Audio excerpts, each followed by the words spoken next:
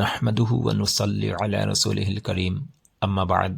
সম্মানিত সামিনে কেৰাম, আজি আমি আলোচনা কৰিবলৈ লৈছোঁ মহিলাসকলৰ ক্ষেত্ৰত সফৰ বা ভ্ৰমণ কৰাৰ সম্পৰ্কে গুৰুত্বপূৰ্ণ কিছুমান মাসাইল। প্ৰথমতে দেখক যে মহিলাসকলৰ ক্ষেত্ৰত কোনো মহৰম ব্যক্তিৰ লগত নথকাকৈ, যেনে সেই মহিলাগৰাকীৰ চহৰ বা স্বামী, বাপেক বা পুতেক, ককাই, ভাই, এনেকুৱা ধৰণৰ যিবিলাক সম্পৰ্কিত মানুহ আছে, সেইসকল লগত নথকাকৈ সেই মহিলাগৰাকীৰ কাৰণে যিকোনো সফৰ বা ভ্ৰমণ কৰাটো, যেনে হজ কৰা, উমৰাহ কৰা ইত্যাদি, বা অন্যান্য কোনো দূৰ জেগাত যোৱা নাজাইজ বা গুনাহৰ কাম হয়।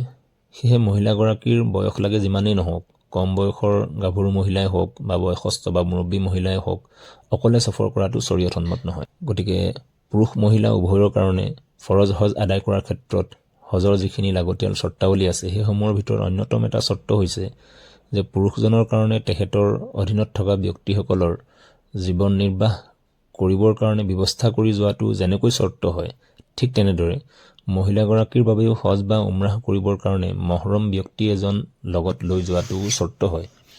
ইয়াৰ অবিহনে যদি মহিলাগৰাকীয়ে মহৰমবিহীন সফৰ কৰে, তেনেহ'লে ফৰজ হজ যদিও আদায় হৈ যাব, কিন্তু ই মকৰুহে তাহৰিমি হ'ব। ইয়াৰ উপৰিও আমাৰ সমাজত মহিলাসকলৰ মাজত গ্ৰুপ বনাই কোনোবা এজন পুৰুষক মহৰম বনাই লৈ উমৰাহ বা হজ কৰাৰ যি নিয়ম প্ৰচলিত হৈ আহিছে, এই ক্ষেত্ৰত মহৰম নোহোৱা ব্যক্তিক মহৰম বনাই মিছা আশ্ৰয় লোৱাৰ কাৰণে এই মহিলাগৰাকীৰ কাৰণে আৰু বেছি গুনাহ হোৱাৰহে আশংকা থাকে। এই ক্ষেত্ৰত সাধাৰণতে আমাৰ এটা প্ৰশ্ন হয় যে কোনো মহিলা যদি ফৰজ হজ কৰিব বিচাৰে বা উমৰাহ কৰিব বিচাৰে, তেনেহ'লে তেখেতৰ কাৰণে কি উপায় হ'ব?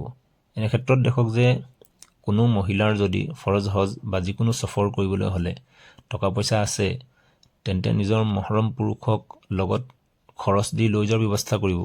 আৰু যদি সেই মহৰম ব্যক্তিজনৰ খৰচ সেই মহিলাগৰাকীয়ে কৰিব নোৱাৰে বা সেই পুৰুষজনেও নিজৰ খৰচ বহন কৰিব নোৱাৰে, তেনেহ'লে সেই মহিলাগৰাকীয়ে অপেক্ষা কৰিব যাতে সেই খৰচ বহন কৰিব পৰা শক্তি আল্লাহ পাকে দান কৰে, আৰু খুব বেছি দুৱাৰো এহতেমাম কৰক যাতে আল্লাহ তবাৰক তাআলাই সেই ব্যৱস্থাটো কৰি দিয়ে।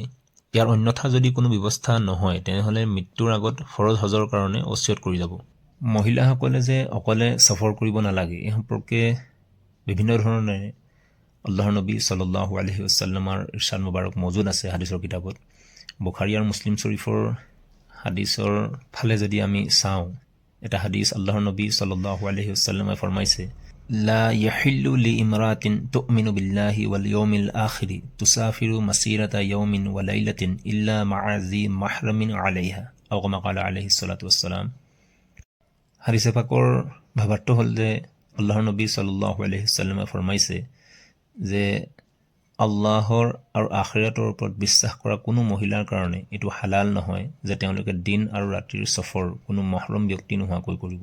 আৰু এটা হাদিছে পাকৰ মাফহুম এনেকৈ আছে যে আল্লাহৰ নবী সাল্লাল্লাহু আলাইহি ওয়াসাল্লামে এজন সাহাবা ৰাদিয়াল্লাহু তাআলা আনহু বেলেগ কোনো দিনৰ কামত যাবলৈ লোৱাত যেতিয়া জানিব পাৰিলে যে সাহাবাগৰাকীৰ বিবি বা তেখেতৰ যি পৰিবাৰ আছে অকলেই হজ কৰিবলৈ যাবলৈ লৈছে, তেতিয়া আল্লাহৰ নবী সাল্লাল্লাহু আলাইহি ওয়াসাল্লামক সেই সাহাবাজনক তেখেতৰ নিজৰ বিবিক লগত লৈ হজ কৰিবলৈ যোৱাৰ কাৰণে হুকুম কৰিলে। সেয়েহে ফুকাহাই কেৰামসকলে ফাতাৱাৰ কিতাপত লিখিছে যে মহিলাসকলৰ কাৰণে হজ বা উমৰাহ বা যিকোনো সফৰ মহৰম ব্যক্তিৰ অবিহনে কৰাটো জাইজ নাই, আৰু এনেকুৱা কামবিলাক মহিলাগৰাকীৰ বাবে গুনাহৰ কাৰণ হয়। সেয়েহে আমাৰ সমাজৰ যিসকল মা ভনী আছে, তেখেতসকলৰ কাৰণে খুবেই বেছি প্ৰয়োজন যে তেখেতলোকে যেতিয়াই কোনো সফৰ কৰিব বা সেই সফৰ যেতিয়া 48 মাইল বা তাতোতকৈ দূৰ হ'ব, তেতিয়াহ'লে তেখেতলোকে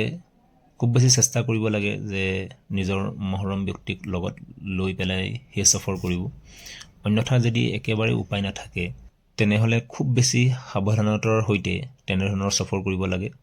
কিয়নো আল্লাহৰ নবী সাল্লাল্লাহু আলাইহি ওয়াসাল্লামৰ হাদিছে পাকৰ দ্বাৰা বুজা যায় যে হজৰ নিচিনা এটা ফৰজ আমল কৰিবলৈ যাওঁতেও সেই মহিলাগৰাকীৰ কাৰণে উচিত যে তেখেতে নিজৰ মহৰম ব্যক্তিক লগত লৈ যাব, বা নোৱাৰিলেও মৃত্যুৰ আগলৈকে তেখেতে চেষ্টা কৰিব যে নিজৰ মহৰম ব্যক্তিক লগত লৈ যাব, আৰু অন্যথা নোৱাৰিলে মৃত্যুৰ আগত ওচিয়ত কৰি যাব। সেয়েহে যিসকল মহিলা আল্লাহৱালী বা ইমানৱালী হয় সেইসকলৰ কাৰণে উচিত যে দূৰণিবতীয়া যিবিলাক জেগাত যাবলগীয়া হয় তেওঁলোকে নিজৰ মহৰম ব্যক্তিক লগত লৈ যাব, অন্যথা খুব সাৱধানতাৰ সৈতে তেনেকুৱা ধৰণৰ যাত্ৰাবিলাক বা সফৰবিলাক কৰিব লাগে। গতিকে আল্লাহ তাবাৰক ওয়া তাআলাই আপোনাক মোক সকলোকে যিখিনি কোৱা হ'ল আৰু শুনা হ'ল এইখিনিৰ ওপৰত আমল কৰা তৌফিক দান কৰক। আমিন। আসসালামু আলাইকুম ওয়া ৰাহমাতুল্লাহি ওয়া বাৰাকাতুহু।